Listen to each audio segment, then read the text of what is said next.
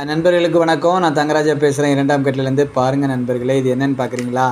கெவுரு அல்வாங்க. இதுக்கு நம்ம என்னென்ன சேர்த்துருக்கோம்? 1/4 கிலோ கெவுரு சேர்த்துருக்கோம், 1/4 கிலோ பீட்ரூட் சேர்த்துருக்கோம், கொஞ்சம் சுக்கு பொடி, ஒரு 2 ஏலக்காய்ங்க.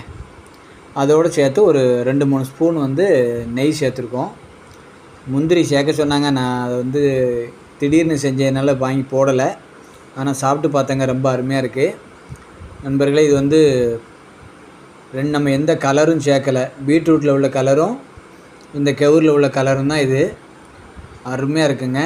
சாப்பிட்டு பார்த்தா அவ்வளோ டேஸ்ட்டு.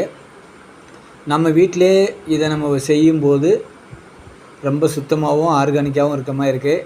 காய்கறிகள் நம்ம பீட்ரூட் வேணால் விளையும் போது நமக்கு உரம் போட்டாங்களான்னு நம்ம அதை சொல்ல முடியாது. ஆனால் காய் நம்ம எடுத்துகிட்டு வந்ததுக்கப்புறம் அந்த ஏதோ கலருக்காகையோ எந்த ஒரு ஆடும் கிடையாதுங்க. கலரு நாட்டு சக்கரை தான் போட்டிருக்கேன், ஒயிட் சுகர் கூட நான் போடல. அதனால் உங்களுக்கு ரொம்ப சூப்பராக இருக்குது. இதோட டேஸ்ட்டும் ரொம்ப அருமையாக இருக்குது. சத்தான பொருள்.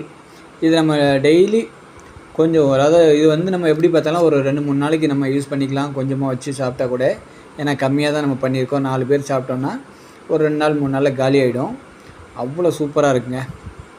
நான் ஒரு சேனலில் பார்த்தேன், அவ்வளோ அருமையாக சூப்பராக இருக்குது.